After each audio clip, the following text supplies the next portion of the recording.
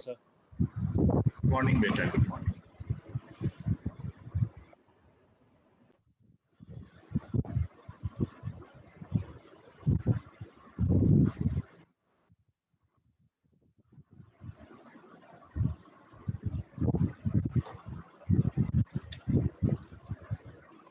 Okay. Good morning, everyone. Good morning, Adesh. Good morning, sir. Komal. Good morning. Suraj. Good morning, sir. And we also are having Akshin joining.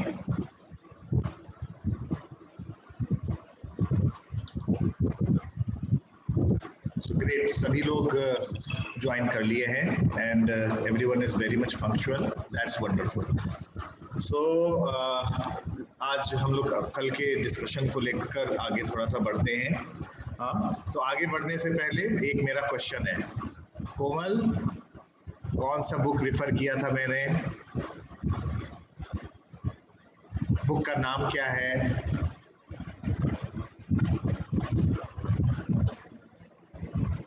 Book का नाम ना बताओ, authors के नाम बता दो. ज्यादा लोग बुक्स जो होते हैं ना, ऑथर्स के पॉपुलर नाम से ज्यादा पॉपुलर हो जाते हैं.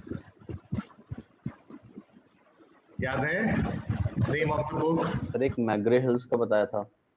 पब्लिशर है वो तो. मैग्रो हिल इज द पब्लिशर.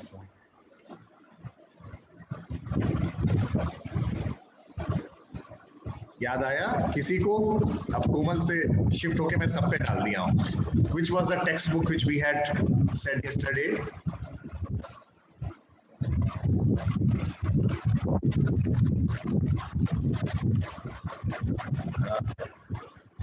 कम से कम जो ऐसे ऑथर्स हैं जो मशहूर है, उनके नाम भी याद होने चाहिए. जैसे हम लोग बात कर रहे थे डा का, तो डा में कौन से नाम है? डा का तो याद होगा. फोरमैन सॉफ्टवेयर इंजीनियरिंग में प्रेसमैन, और आर्टिफिशियल इंटेलिजेंस में Peter Norvig and Stuart Russell. ठीक है, तो आर्टिफिशियल इंटेलिजेंस में जो हम लोग टेक्स्ट बुक यूज कर रहे हैं, दैट वाज दिस वन. याद दिला रहा हूँ हल्का सा कल का. Peter Norvig and Stuart Russell. This is the textbook which we are following. ठीक है, तो हम लोग कल का कुछ डिस्कशन आगे बढ़ते हैं और थोड़ा सा फिर अपने डिस्कशन को आज आगे ले चलते हैं. ठीक है, तो मैं पीपीटी को शेयर कर रहा हूँ. एक मिनट.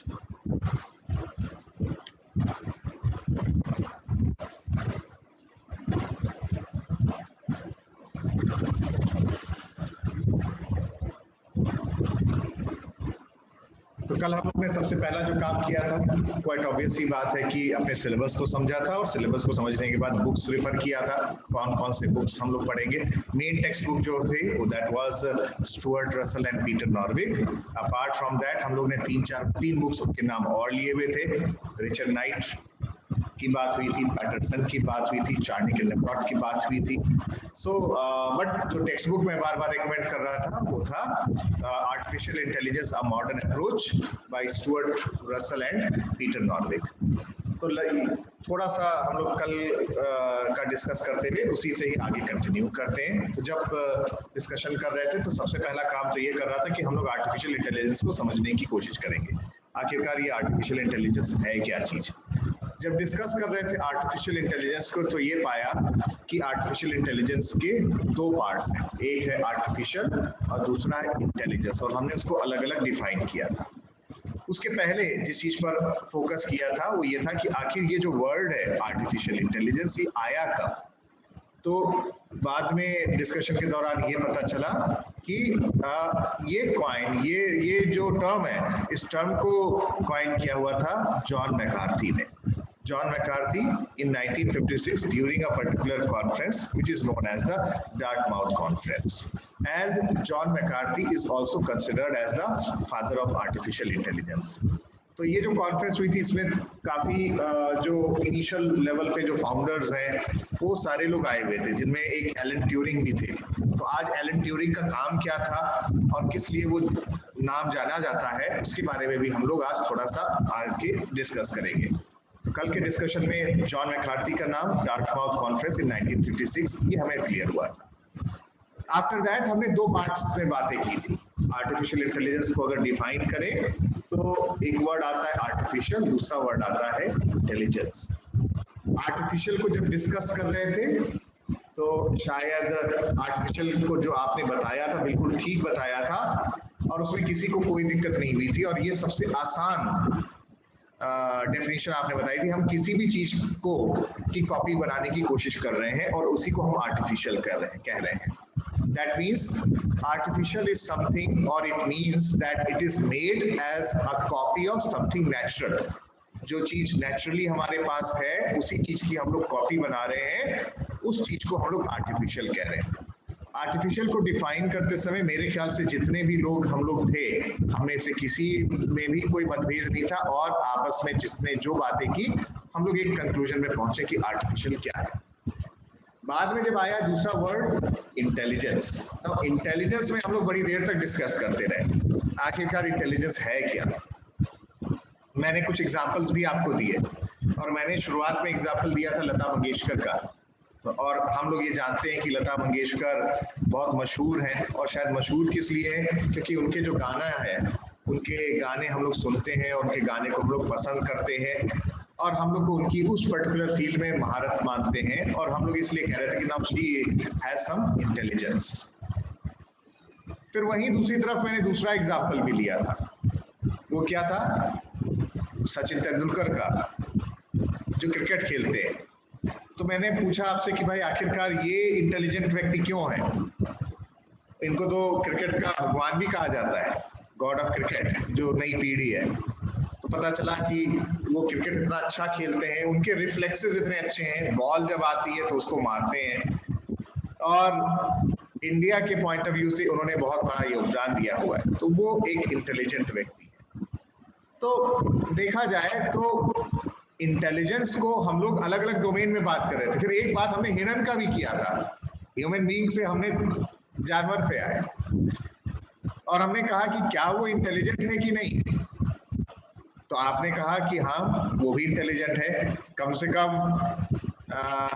शराबी से तो बेटर ही है। एक शराबी होता है वो रास्ता भी नहीं समझ पाता, वो तो कहीं गिर भी जाएगा, ये तो अपना रास्ते में देखेगा कि कोई ऑब्जेक्ट है और उस ऑब्जेक्ट को देखते हुए रास्ता बदल देगा, या उसे ये पता चलेगा कि खतरा कब है और उस खतरे को महसूस करते हुए वो भागने की कोशिश करेगा। और भी जानवर है, बल्कि तोता के बारे में तो बहुत इंटेलिजेंट माना जाता है। तो इंटेलिजेंस को डिफाइन करना एक बहुत ही मुश्किल काम हो रहा था, और हम लोग प्रॉपर तरीके से इंटेलिजेंस को डिफाइन नहीं कर पा रहे थे, बल्कि तमाम सारे एग्जांपल्स दे रहे थे कि भाई ये भी इंटेलिजेंट है, ये भी इंटेलिजेंट है, इसको भी हम लोग इंटेलिजेंस कहते हैं। पर आखिरकार सबसे इंटेलिजेंट व्यक्ति किसे माना जाता है अगर हम अपने बारे में बात कहें, तो शायद हम बात करें तो ह्यूमन बीइंग की तरह हम लोग जरूर इंटेलिजेंट होना चाहते हैं। ह्यूमन बीइंग को एक एग्जाम्पल, एक थ्रेशोल्ड की तरह माना जा सकता है कि वो इंटेलिजेंट है, और वो अगर इंटेलिजेंट है तो वो किन किन चीजों में है। चेस का गेम अगर मैं कहूँ, या तमाम ऐसे एग्जाम्पल्स हमने लिए थे जहाँ पर कुछ फिलोसफर्स हैं और वो फिलोसफर्स अपने व्यूज बता रहे हैं, तो वो सारे व्यूज जब बताते हैं तो वो किस तरह से बताते हैं, वो सोचते हैं, चीजों के बारे में समझते हैं, बोलते हैं। यानी कि मैं बात कर रहा हूँ इंटेलिजेंस मानव के अंदर है थॉट के बेसिस पर। और दूसरा, तेंदुलकर का आपने एग्जाम्पल लिया तो उनके रिफ्लेक्सेस अच्छे हैं, या कोई पर्सन जो बहुत अच्छा दौड़ता है, या हिरन की बात भी कहें तो वो मूव करता है, तो यानी कि there is some intelligence in action. तो ब्रॉडली हमने क्लासिफाई किया, दो कैटेगरीज में किया, दैट इंटेलिजेंस थॉट में हो सकता है और इंटेलिजेंस जो है वो एक्शन में हो सकता है। बट हम लोग क्या कोशिश कर रहे हैं, हम लोग कोशिश ज्यादातर ये करते हैं इंटेलिजेंस के बारे में जब बात करते हैं कि इंटेलिजेंस को हम लोग रेप्लिकेट करना चाहते हैं उस तरह का इंटेलिजेंस जैसे ह्यूमन बीइंग्स में है, और इसलिए ये कहते हैं कि जैसे ह्यूमन बीइंग्स बिहेव करते हैं, अगर वैसे कोई और बिहेव कर रहा है, कोई मशीन वैसे बिहेव कर रहा है, तो वो मशीन जो है वो इंटेलिजेंट कहलाएगी ना। तो इसको काउंटर करने के लिए मैंने आपसे एक एग्जांपल पूछा था, एक चीज और पूछी थी। मैंने कहा था कि भाई ठीक है, हम लोग स्टूडेंट्स हैं और स्टूडेंट लाइफ में हम लोग कभी कभी ऐसा भी काम किए हुए हैं जैसे बंकिंग ऑफ द क्लास। तो अगर हम क्लास को बंक कर रहे हैं तो क्या इसको इंटेलिजेंट अब माना जाए? हम ह्यूमन बीइंग्स को अगर थ्रेशोल्ड में ले रहे हैं तो यहाँ दो बातें निकल के आई। हाँ, हम चाहते तो हैं एक बात ये भी कि ह्यूमन बीइंग्स की तरह भी हो, बट हम ये भी चाहते हैं कि कुछ आइडियल चीज, कुछ रैशनल चीज, जो बेस्ट बिहेवियर है, जो रैशनल बिहेवियर है, वो भी डिमॉन्स्ट्रेट होना चाहिए। तो एक एस्पेक्ट अगर ह्यूमन बीइंग की बात हो रही है तो एक हम चाहते हैं ह्यूमन लाइक बिहेवियर और दूसरी तरफ हम चाहते हैं एक आइडियल बिहेवियर या रैशनल बिहेवियर। एक डायमेंशन ये निकल रहा है और जो दूसरा डायमेंशन निकल के आ रहा है वो आ रहा है जो इंटेलिजेंस है, वो इंटेलिजेंस एक्शन में है या बिहेवियर में है, और दूसरी तरफ दूसरा डायमेंशन है कि वो इंटेलिजेंस हमारे थॉट प्रोसेस में है, जो हम सोच रहे हैं, थिंकिंग वाले पार्ट में। ठीक है, ये सब बातें हम लोग ने कल किया था। तो हम लोग ने फिर इस डायग्राम को बनाया था और जब इस डायग्राम को बना रहे थे तो एक एक्स एक्सिस पर हमने लेफ्ट साइड में लिखा हुआ है what we want human like performance, and on the other side we want ideal performance or rational performance। यानी रैशनल का मतलब होता है बेस्ट, ऑप्टिमम।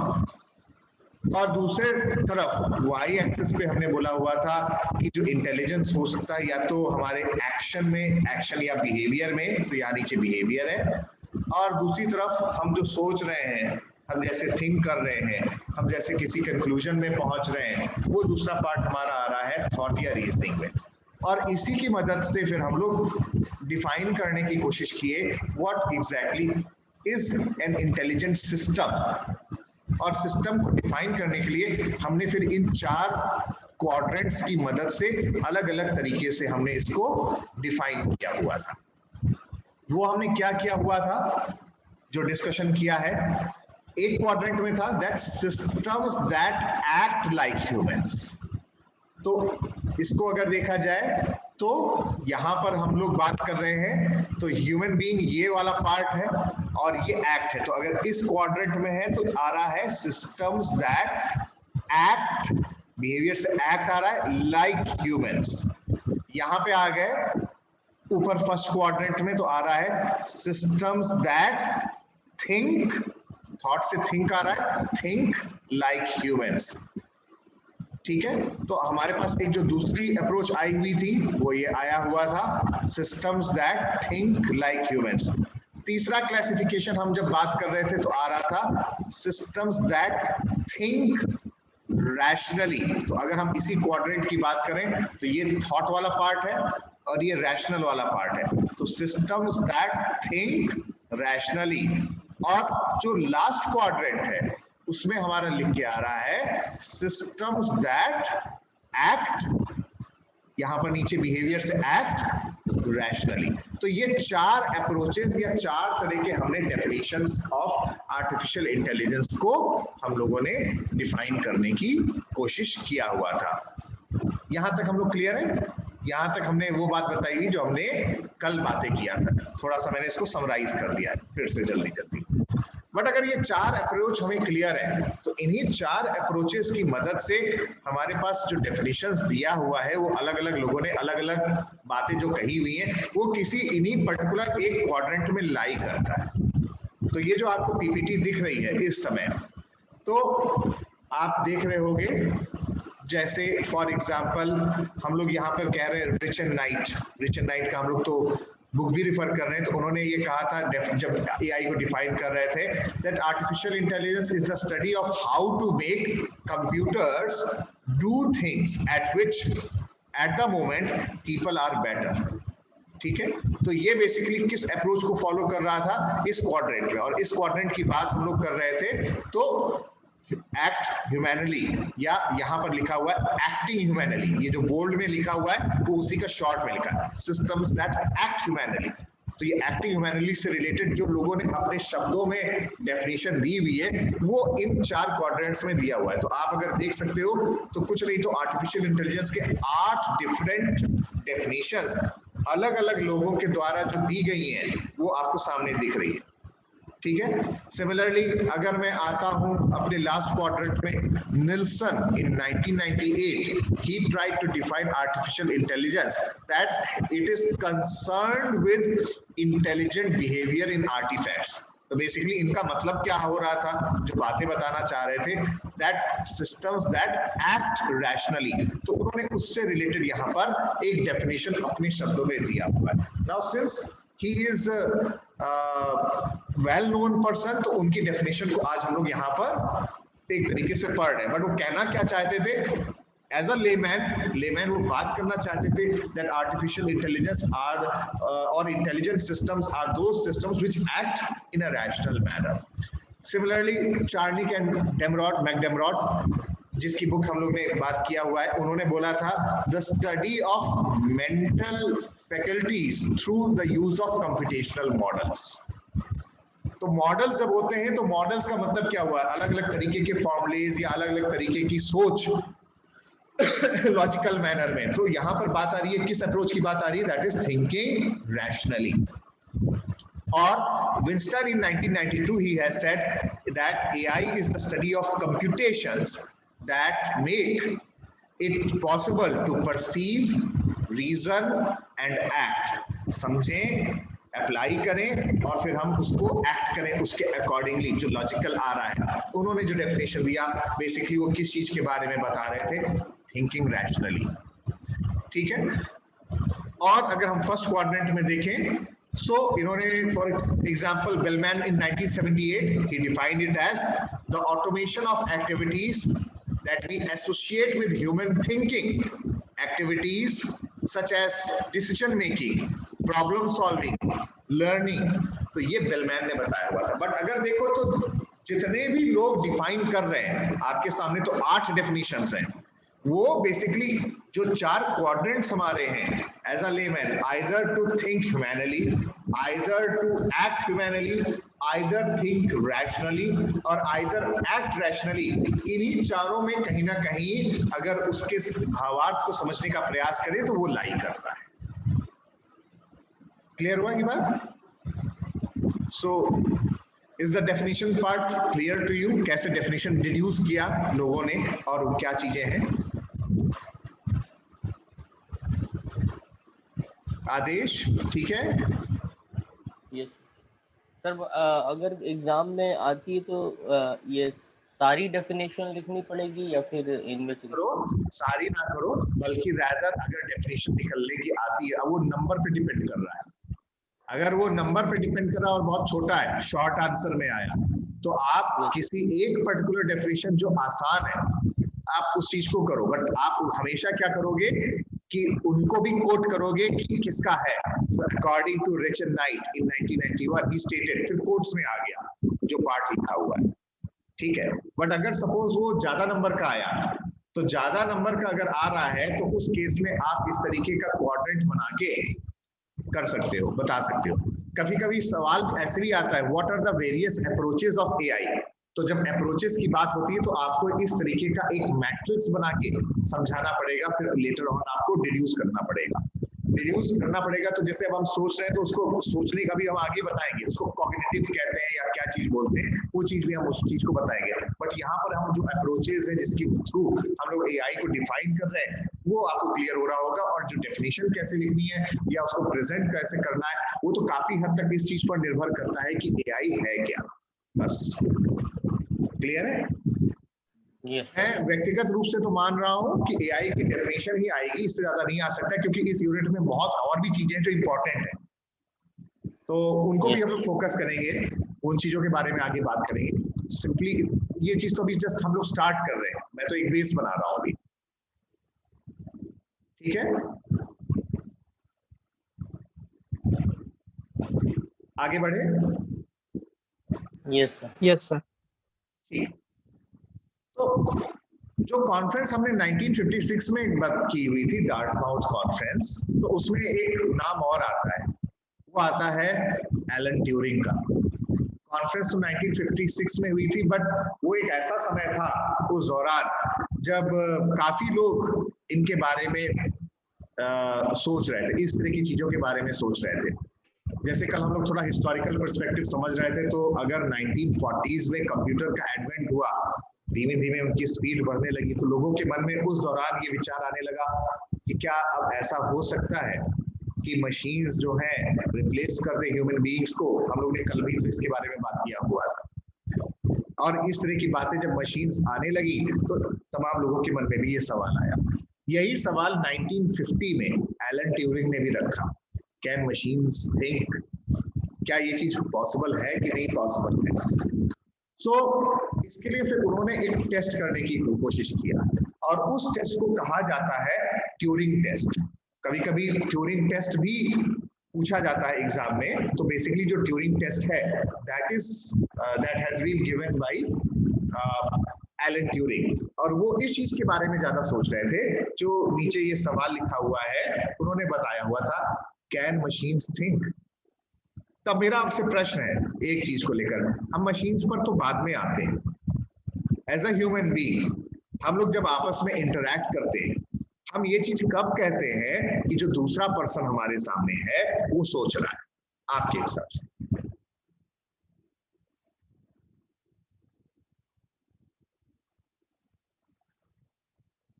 मेरा क्वेश्चन क्लियर हुआ? क्वेश्चन ये है कि ये तो एलन ट्यूरिंग ने उस समय कुछ सोचा, ये सवाल 1950 में उनके मन में आया, बाद में उन्होंने एक टेस्ट किया, तो हम टेस्ट का डिस्कशन करने जा रहे हैं, वो ठीक है। बट एज एन इंडिविजुअल मेरे सामने कोई आता है और वो मुझसे सोच समझ के बात कर रहा है, यस, तो ये मैं कैसे कहूंगा कि वो व्यक्ति सोचता है? The other person can think, ये मुझे कैसे समझ में आए?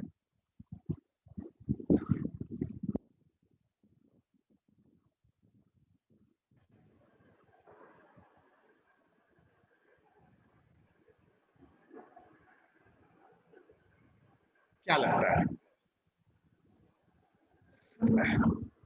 सर? ये तो सर मतलब कि ह्यूमन बिहेवियर में ही है। अगर मतलब हम ये ह्यूमन है और हमारे सामने भी कोई ह्यूमन ही है, तो हमें ऐसा लगेगा मतलब कि हाँ हमारी तरह ये भी सोच सकता है। हाँ, अगर कोई ऐसा व्यक्ति आ जाए जो शायद मेंटली डिस्टर्ब्ड हो, तो हम तो उस पर पिटी करते कहते ये सोचने की क्षमता इसके अंदर नहीं है। सोच सकता है या हम सोच रहे हैं, इसका मतलब क्या हुआ?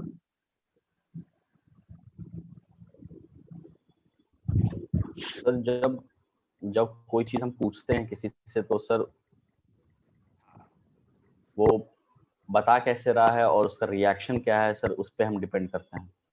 एग्जैक्टली। तो आपने जैसे भी बताया मुझे कि हम जब दूसरों से कोई बात पूछते हैं, अपने चाहे फ्रेंड से या कोलीग से या किसी से भी, वो कैसे वो जवाब दे रहे हैं, उसके जवाब पर ये निर्भर कर रहा है कि हम इस कंक्लूजन में आए कि वो व्यक्ति सोचता है। और यही एग्जैक्टली एलन ट्यूरिंग ने भी सोचा, जो अभी अक्षित सोच रहे हैं। और इसी के बेसिस पर उन्होंने फिर एक टेस्ट किया जिसको कहा जाता है द ट्यूरिंग टेस्ट। ठीक है, तो इस ट्यूरिंग टेस्ट में था क्या, इसको हम लोग समझ लेते हैं। जैसे डायग्राम में सामने दिख रहा है, एक तरफ हमारे पास कोई ह्यूमन बीइंग है और बीच में यहाँ पर कोई दीवार है या ऐसा, मतलब ऐसा है जो दूसरी तरफ कोई और है, वो हमें मालूम नहीं है। तो इस ह्यूमन बीइंग को हम ये क्या कह सकते हैं? इंट्रोगेटर। इंट्रोगेटर का मतलब क्या होता है? प्रश्नकर्ता, जो प्रश्न पूछता है। इंट्रोगेशन कौन करता है? हम लोग। इंट्रोगेशन वो व्यक्ति करता है जो अलग अलग तरीके से सवाल पूछता है। तो this human being is basically acting like a interrogator. Okay, दूसरे साइड में क्या है ये इस ह्यूमन बीइंग को मालूम नहीं है। अगर ये इंट्रोगेटर है तो ये करेगा क्या? ये अलग अलग तरीके के सवाल पूछेगा। सवाल कैसे हो सकते हैं? इनिशियल लेवल पे आपका नाम क्या है, आप क्या करते हैं। अब मान लेते हैं हम, आपका नाम क्या है यही पूछना है, तो मैं ऐसे बोल रहा हूं और दूसरा व्यक्ति किसी और तरीके से पूछ सकता है। वो कह सकता है तुम अपना नाम बताओ, यानी कि सेम चीज निकल के आ रही, बट बोलने का तरीका अलग हो गया। बट हम ये इस चीज पर निर्भर कर रहा है कि दूसरा व्यक्ति जो उधर है वो मेरे रिस्पॉन्स, मेरे इस सवाल को वो कैसे कर रहा है। तभी तो हम ये बोल रहे हैं कि हाँ वो प्रॉपर तरीके से मुझे जवाब दे रहा है। तो इस इंट्रोगेटर को या ह्यूमन बीइंग को इसको मालूम नहीं है कि दूसरे साइड में है क्या। ये करेगा क्या, ये कुछ सवाल पूछता है, वो सवाल चाहे वर्बल हो या मान लेते कंप्यूटर है तो वो रिटर्न जा सकता है इन एनी मैनर, बट जो मेन चीज है some questions are being posed through by the interrogator by that human being and on the other side there is a human and also a computer. A computer मतलब एक machine है, एक machine भी है और एक ह्यूमन बीइंग है।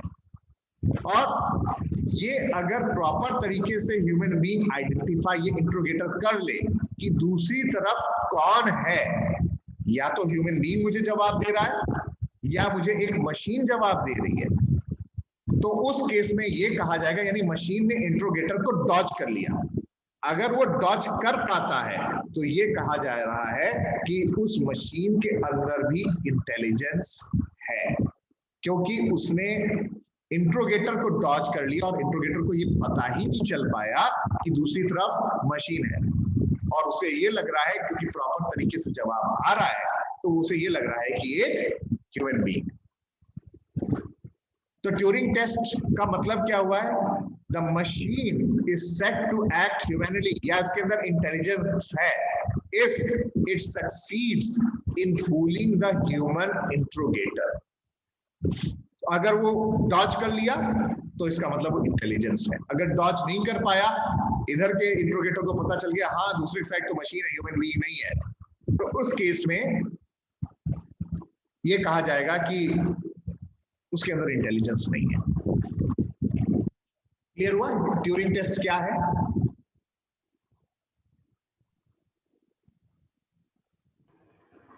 Suraj? Yes sir.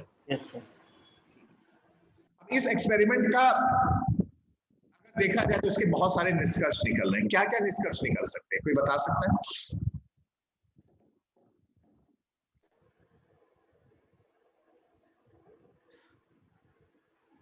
निष्कर्ष क्या निकल रहा है? अब हमें अगर एक्सपेरिमेंट समझ में आ गया तो now you have to think analytically, मतलब थोड़ा सा सोचो क्या निष्कर्ष निकल रहा है।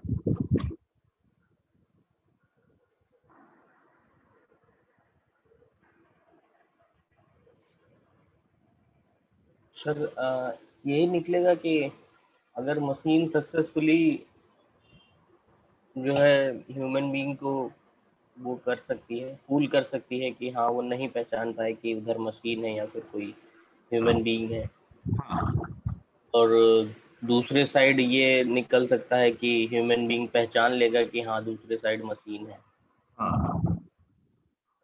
नहीं वो तो ठीक है, ये तो हम समझ में आ गया, ट्यूरिंग टेस्ट समझ में आ गया, कंक्लूजन समझ में आ गया, बट इसके साथ जुड़े हुए कुछ और निष्कर्ष हैं जिनको हमें समझने की कोशिश करना। एक मशीन या एक कंप्यूटर के अंदर कुछ कैपेबिलिटीज होनी चाहिए अगर उसको ट्यूरिंग टेस्ट को पास करना है। अगर वो कैपेबिलिटीज नहीं है तो वो पास नहीं कर पाएगा, और ये जो कैपेबिलिटीज निकल के आ रही हैं इसी से ही अलग अलग समझो ब्रांचेस भी एआई के आ रहे हैं।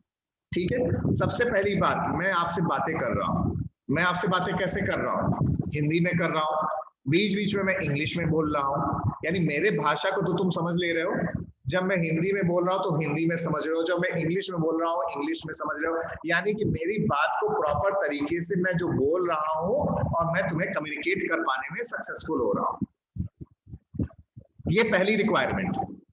अगर मान लेते हैं इंट्रोगेटर ने कुछ पूछा और दूसरी तरफ से प्रॉपर जवाब नहीं आया तो इसका क्या मतलब है कि कम्युनिकेशन में कोई गैप है। यानी कि पहला तो एसेंशियल रिक्वायरमेंट है जो कैपेबिलिटी होनी चाहिए उस मशीन के अंदर, उसे इंट्रोगेटर की बात तो समझनी पड़ेगी।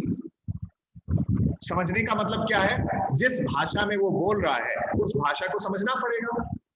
इससे ये फील्ड निकल के आई नेचुरल लैंग्वेज प्रोसेसिंग। तो ये नेचुरल लैंग्वेज प्रोसेसिंग इसलिए जरूरी है जिससे प्रॉपर तरीके से एक सक्सेसफुल तरीके से कम्युनिकेट कर सके एक दूसरे के साथ।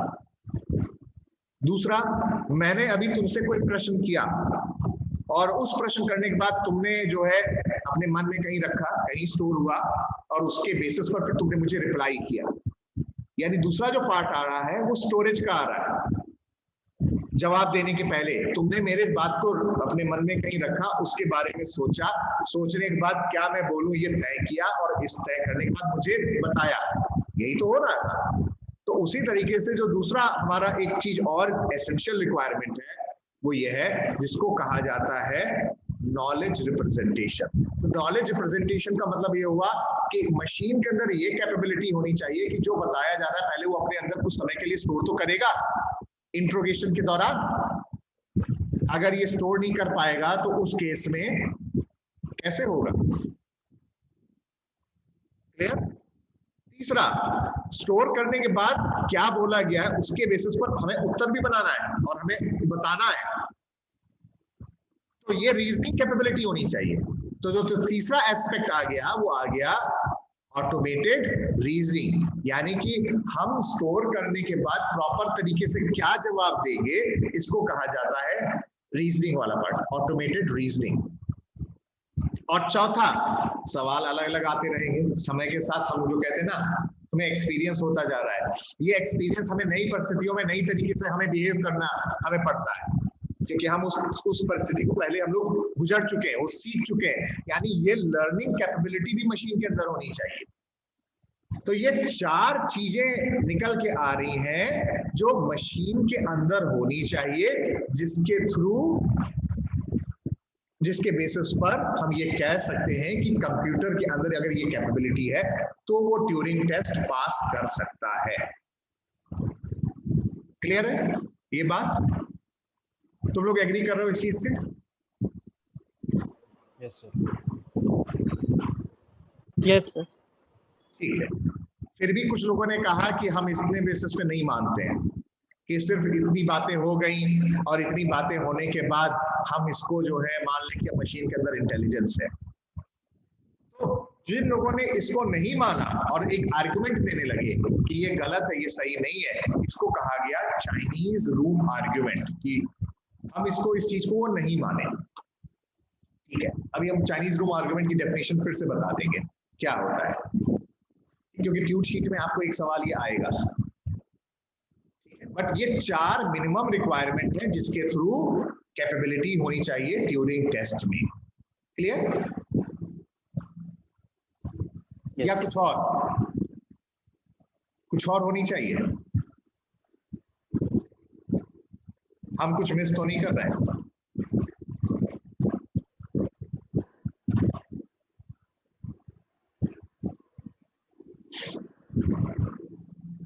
अक्षित, हम कुछ मिस तो नहीं कर रहे हैं?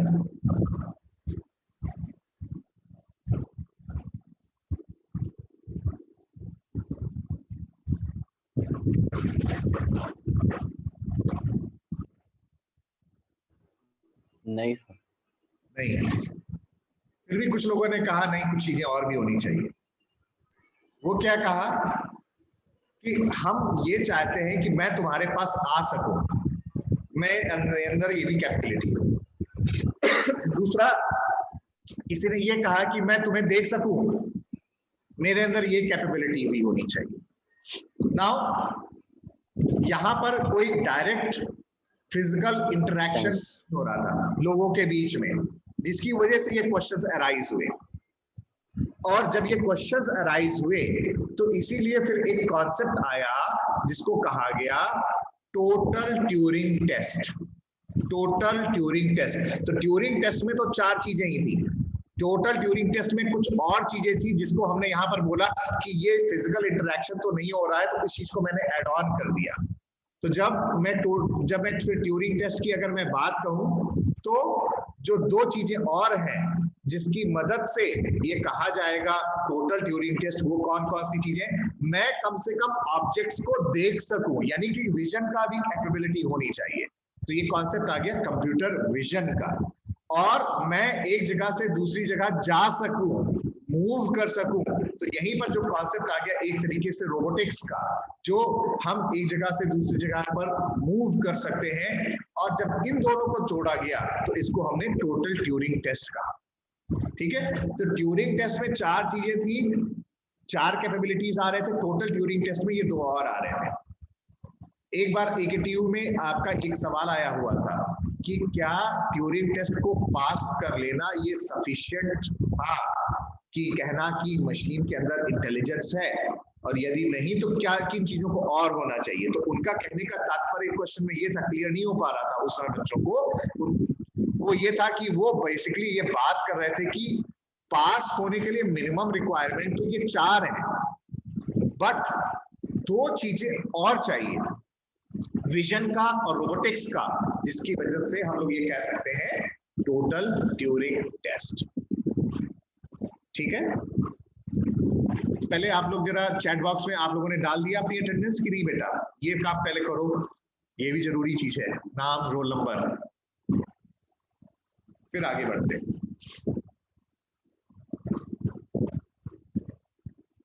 तो अगर आज के समय में देखो ये जो 6 चीजें हैं,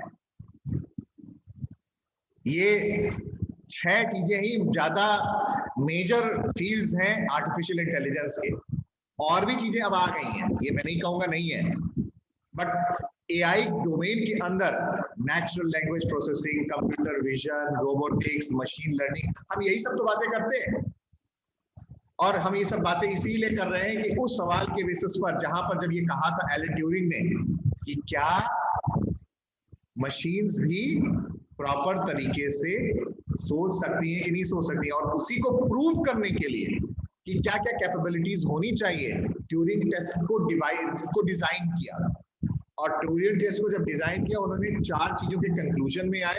जब 4 चीजों के कंक्लूजन में आए, फिर भी कुछ लोगों ने कुछ आर्गुमेंट किया, और आर्गुमेंट करने के बाद फिर बाद में उन्होंने टोटल ट्यूरिंग कॉन्सेप्ट के बारे में बताया, या टोटल ट्यूरिंग टेस्ट के बारे में बताया, और उसमें ये कहा कि उन 4 चीजों के अलावा 2 चीज और की भी जो जरूरत है वो है कंप्यूटर विजन और रोबोटिक्स। तो हमें ये 6 चीजें तो जरूर याद रखना चाहिए, natural language processing, knowledge representation, automated reasoning, machine learning और कंप्यूटर विजन और रोबोटिक्स। और अगर तुम ये देखोगे यही सब कुछ आपके कोर्स में कहीं ना कहीं घूम फिर के कुछ ना कुछ आ रहा है, यही आपके अलग अलग यूनिट्स के पार्ट्स भी हैं जिनके बारे में हम लोग बात करते हैं। किसी को कुछ पूछना है?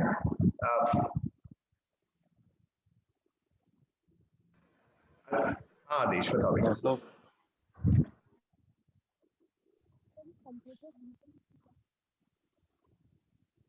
नहीं, ठीक है, तो अब हम एक काम ये करते हैं कि मैं देख रहा हूँ सिर्फ 2 मिनट बाकी है। कोमल कुछ पूछ रही है, आवाज नहीं आ रहा उसका। हाँ कोमल बताओ बेटा।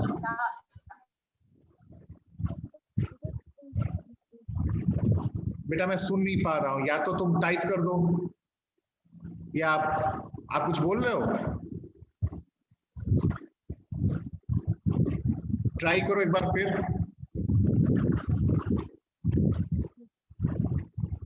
किसी को सुनाई दे रहा है? हाँ सर।